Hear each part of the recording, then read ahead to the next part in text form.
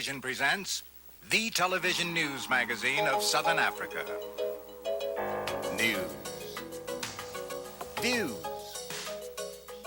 Frontline focus. In-depth analysis. Covering the coverage. Cultural features. This week, South Africa Now reports these stories. Oliver Tambo returns home, and the ANC meets to discuss its future. We'll tell you the conferences of several political groups and feature an interview with an ANC leader speaking from the underground. The ANC does not accept that the underground, as well as the MK, that is our armed combatants, should be subject to being charged by the state. Threats to Southern Africa's environment. It's part of a global story of damage to the earth, but it has its own dynamics. We'll have a report. We've been shown correspondence from dealers in the Middle East and in Israel who are making almost irresistible offers to South African firms to take other people's toxic waste, high-level waste. You're listening to 702 News Talk, 702 News Talk. And in our culture segment, Talk Radio has everyone in Johannesburg talking. Radio 702 is burning up the airwaves. Tune in. The lines are open. Blacks cannot help themselves. There is always crime where there is blacks. All of these stories and more on South Africa Now. But first, the uncensored news with Thandeka Gqubule and Fana Kekana. Dumelang. The ailing president of the African National Congress, Oliver Tambo, returned to South Africa and received a hero's welcome as his supporters gathered for a major consultative conference, their first in 30 years. ANC rivals in the Pan-Africanist Congress and the Inkatha Freedom Party also conferred a weekend earlier. We have several reports, but first, here's Nadja Smith on Tambo's return.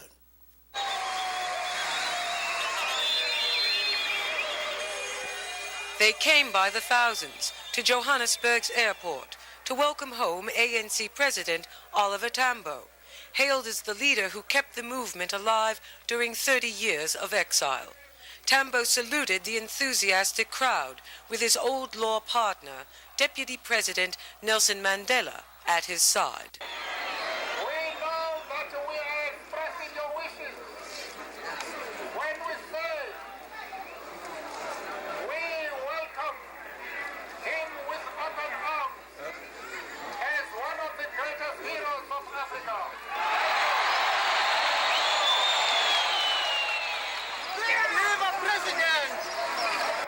Many saw Tambo's return as another step toward the transfer of power from the white minority government to a non-racial democratic South Africa. We are very much happy to see our leadership being together, you see, because this is exactly what we have been wishing to see. And we now want to see them leading us, you see, to a future South Africa that the Klerk has been talking about, you see.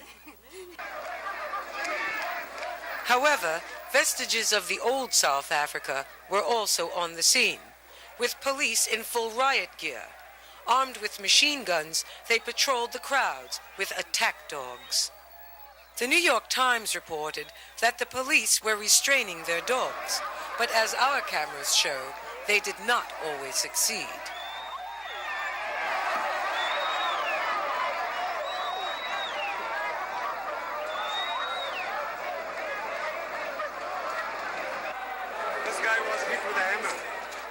It is this conflict between continued violence perpetrated or encouraged by police and rising expectations for change that the ANC had to grapple with at its first conference. Over 1,600 ANC delegates agreed to continue their campaign of strikes, boycotts, and demonstrations while pursuing talks with the government. Negotiations will be suspended, however, if Pretoria fails to meet the following conditions by April 30th. 1. The unconditional release of all political prisoners. 2. The return of all exiles. 3. The end to all political trials. And 4. The repeal of repressive security laws. For South Africa Now, this is Nadja Smith reporting.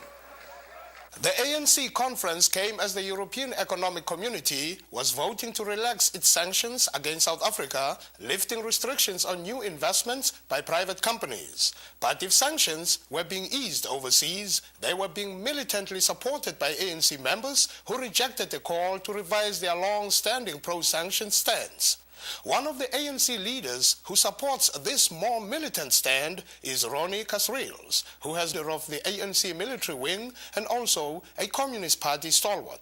Kasrils is now a fugitive in South Africa and gave an underground interview with the British company Gold Hawk Films. He is wearing a disguise to protect his identity. Well, my indemnity was revoked by President Klerk and his Minister of Justice. I had been working underground in this country alongside Mac Maharaj and other comrades. We were instructed by the ANC leadership after the May agreement with de Klerk, the Grooteskuur agreement, to leave the country and come back since indemnity was being given to all the NEC members. Well, Maharaj and myself were in the country for approximately a month, working publicly for the ANC from our head office when they arrested Maharaj, attempted to arrest me. Fortunately, I managed to evade arrest, hence my appearance and my present status as an underground person in the country. Once you get to negotiations, you have to accept the rules of negotiations. You have to accept that you're prepared to play that game of poker with the other players. It was a great advance on our part to force a government that never ever tolerated to even speak to any black opponents to begin to negotiate or talk about talks with the ANC. We haven't exactly had a guerrilla struggle reaching the heights of that of, say, Algeria or Vietnam, of Cuba and other countries. We don't have those favorable conditions that one has had in countries with forests, with inaccessible mountains. But the armed struggle has put tremendous pressure on this government, particularly from 1976 to 1987-88, when armed operations were increasing all the time. These actions inspired the oppressed people of this country to an extraordinary degree. The future of armed actions in this country, of secret work, this depends very much on whether the negotiations succeed. We hope they succeed. Underground work's very onerous, difficult, lonely, dangerous. We'd all prefer to be operating publicly, in the open, taking part in the whole process of building the ANC and reconstruction in this country. But as I've said, it would be naive and imprudent to dissolve ourselves. At our conference, we've got to get it right. We've got to understand that negotiations are an important theatre of struggle, but that negotiations are not the primary form.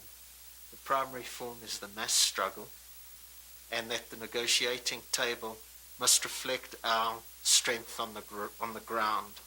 The Pan-Africanist Congress held its own major conference in Johannesburg a week before the ANC. Our own crew had problems gaining access to the meeting, but we were able to cover it. Phillip Tomlinson reports.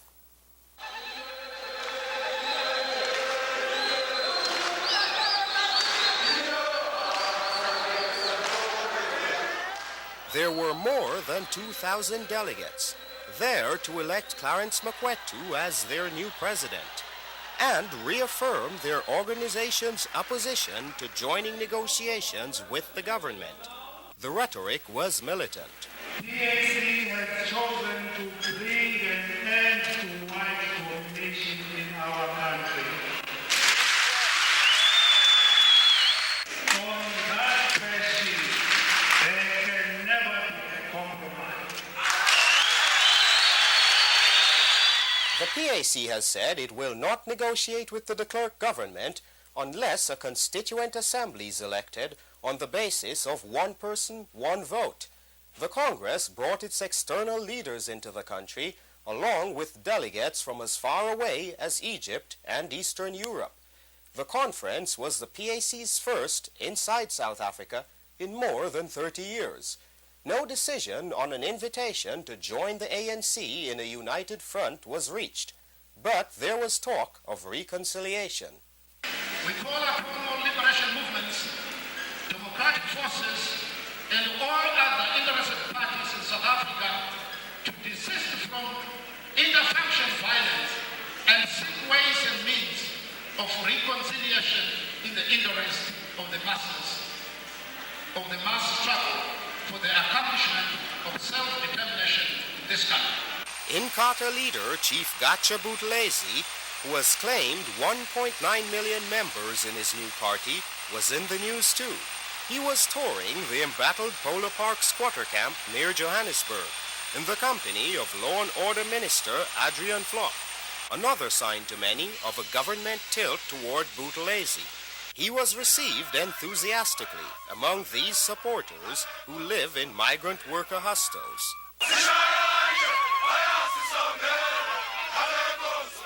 While defending the workers' right to self-defense, he condemned the violence as senseless, seeking to dispel allegations that he has ordered his members to attack ANC supporters. There's no single meeting of the Central Committee of Inkatha over which I presided, over which the national chairman next to me presided, where we took a decision that people must be killed.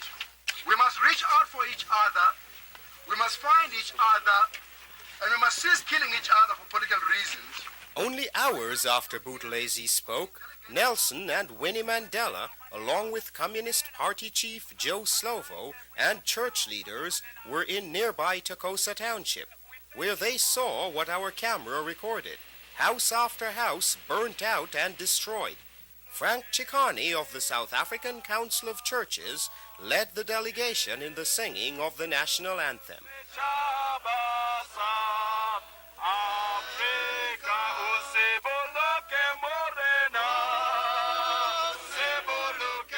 The Mandelas visited victims of the fighting, which has claimed almost 100 lives in the last 2 weeks. But later, when Mandela tried to reach out to Inkatha supporters in this squatter camp, he was greeted with hostility.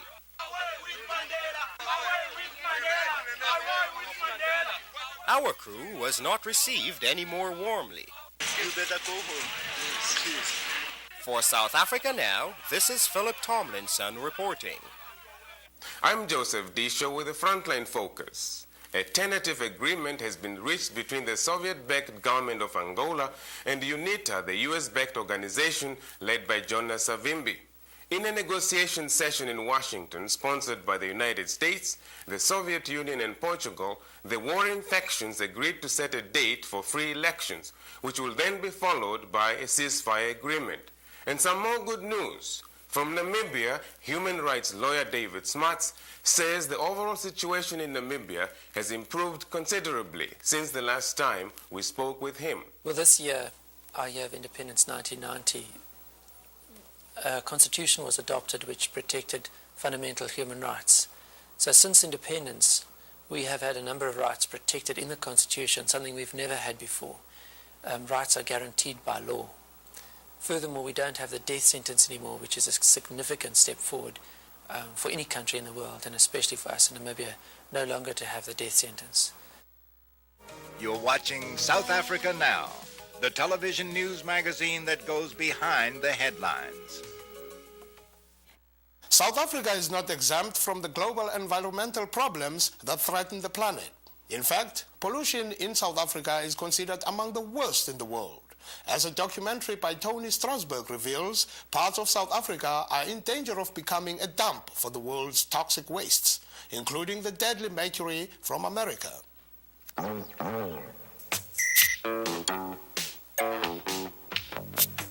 A new threat hovers over the people of South Africa. This industrial waste from local print and paint manufacturers contains high levels of both lead and mercury.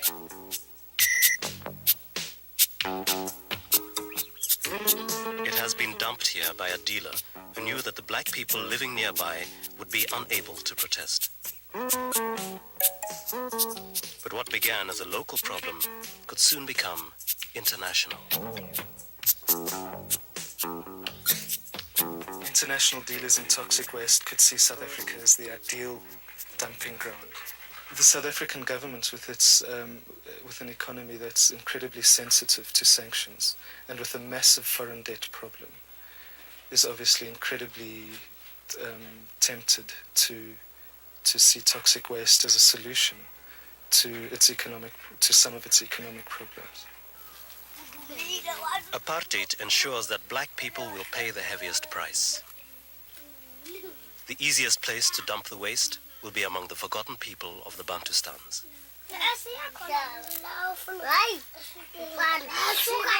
The lead in this waste can produce mental retardation.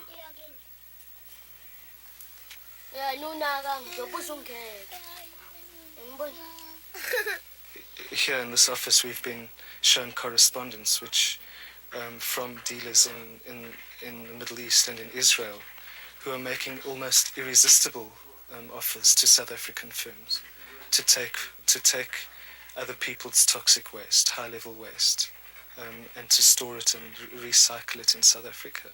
The toxic waste controversy continues to simmer in the United States, where at least one American corporation has been targeted for its role. Ronnie Kasrils covered a recent protest to highlight this issue.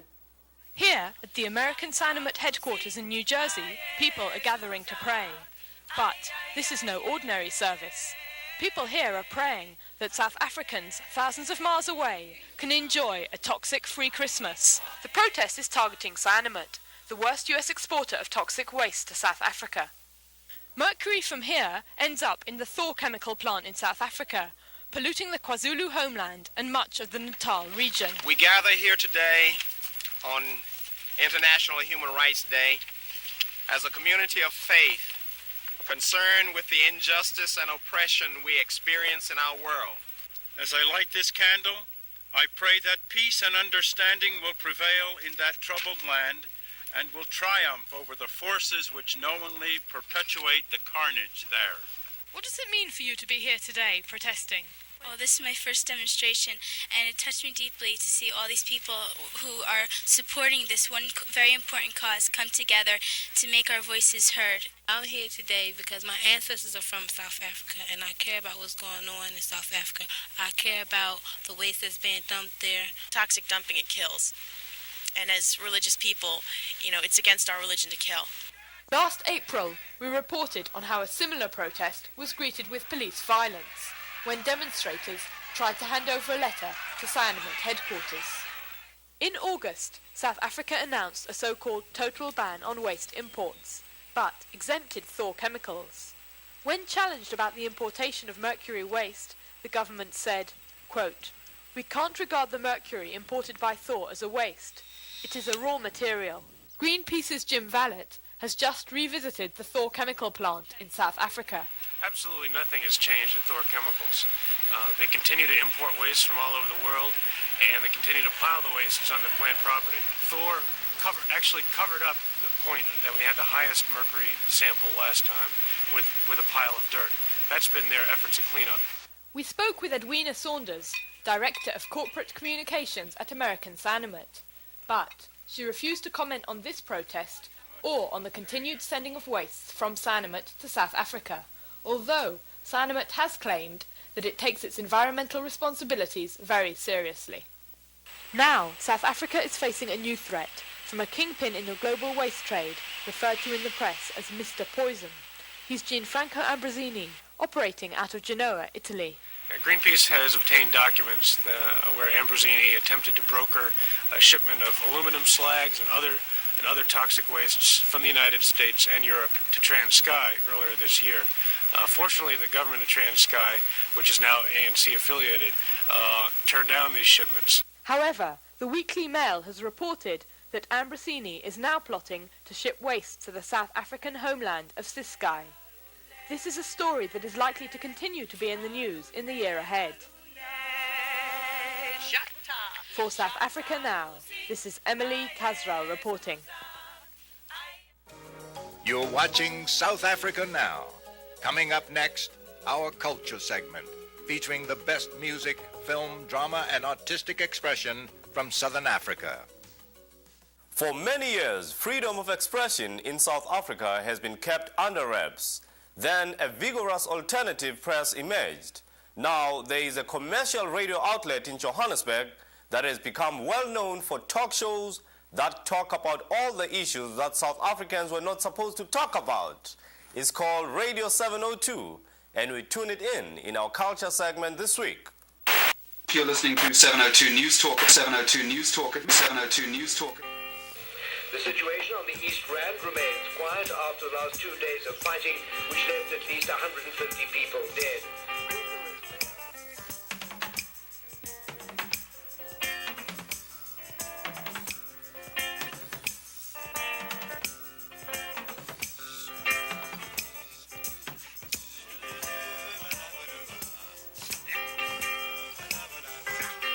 Radio 702 operates within a communication system monopolized by the state-run South African Broadcasting Corporation. No independent station can obtain a license to broadcast within South Africa. However, Radio 702 got around these restrictions by transmitting from the so-called independent homeland of Bophuthatswana to reach its audience in Johannesburg. I think that if you look at the past, the history of broadcasting in South Africa, it's been pro the government. I mean, the ANC has been totally banned, no mention of it, virtually no mention of it. They weren't allowed to be quoted, their views weren't known. So I think it's quite understandable that now, after how many years, 30 years of that situation, now suddenly a station comes along which allows all shades of opinion to be put. For the first time in South African broadcast, Talk at 9, a Radio 702 program, created a public forum on the airways, allowing open discussion and debate on various social and political subjects. I think that open forum has gone down quite well. Following the brutal train massacre and the eruption of violence in and around the townships of Johannesburg, in which hundreds of people lost their lives, the South African government clamped down, imposing a curfew which affected millions of people. Talk at 9 opened their lines to discuss the subject. That's our topic this evening, the township curfew. Your thoughts? Should it be in place? Should it be obeyed? What about the scope for abuse? 3310702, no calls lined up. The lines are open. I would like to condemn the curfew. I'm not for the curfew. I feel very sick by the white person's view on... White people really feel safer. They're like monkeys who must get inside the cage. Mohammed, good evening. Good evening, John. Hi, go for it. I say the curfew is immoral. Firstly, because it's designated towards a black man, specifically. Right. Because it's a white man's law in South Africa that has brought about this unrest. The 40 years of perpetrated apartheid. But now, now, look, give me a chance, right, because you've given the other people a chance. All right, Mohammed, go for it. It is the white man's law. Because the white man sits in his comfort. He doesn't know what the black man goes through. Has he ever been in those locations? You know, he sits back and he phones in. You know, and it's easy to criticize, to be armchair critics. Do they live in these situations? Do they know what happens in these townships? You know, we go out working. The black man goes working. He comes home late at night. He's got no life whatsoever if he's been restricted like an animal. So we've been, the Nats have restricted us for the last 40 years with their laws. And now they come, they say they're waiving all the laws, and all of a sudden we have this curfew imposed on us. I don't agree with it. It's immoral. Mohammed, I'm going to move on. Thank you very, very much indeed for your strong words. I take your point when you say some people talk about things they don't know about. The important thing is they're talking about them, listening to views like yours. Maybe you're listening to other people's views. It's educational. It's good radio. beauty of the program, I believe, is that it does provide a forum for people to put their views across and to hear other views, maybe totally diametrically opposed to them.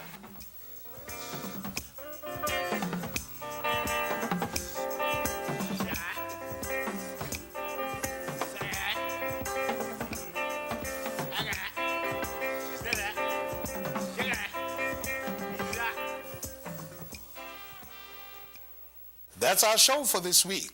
If you're interested in any of the issues we cover, send a self-addressed stamped envelope to South Africa Now, P.O. Box 1907, Canal Street Station, New York, New York 10013.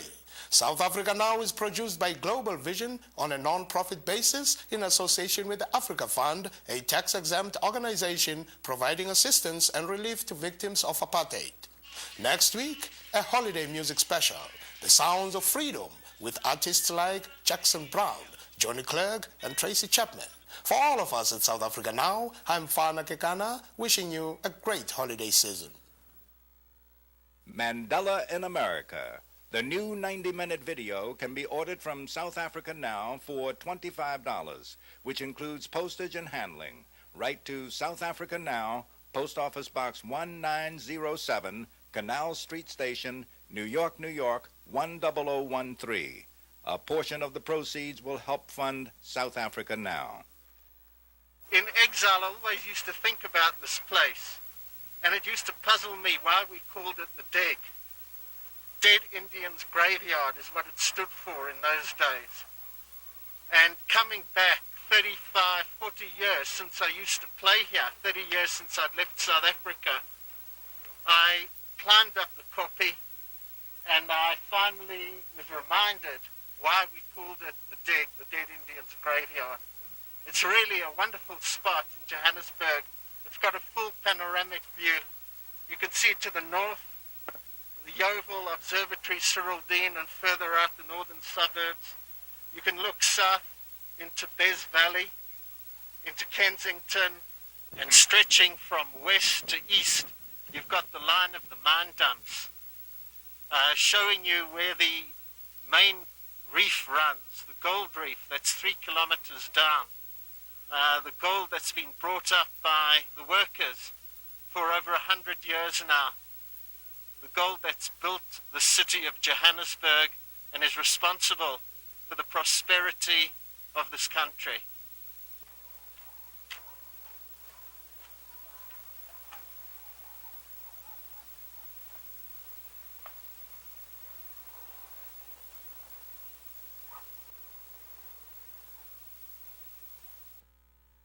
Transcripts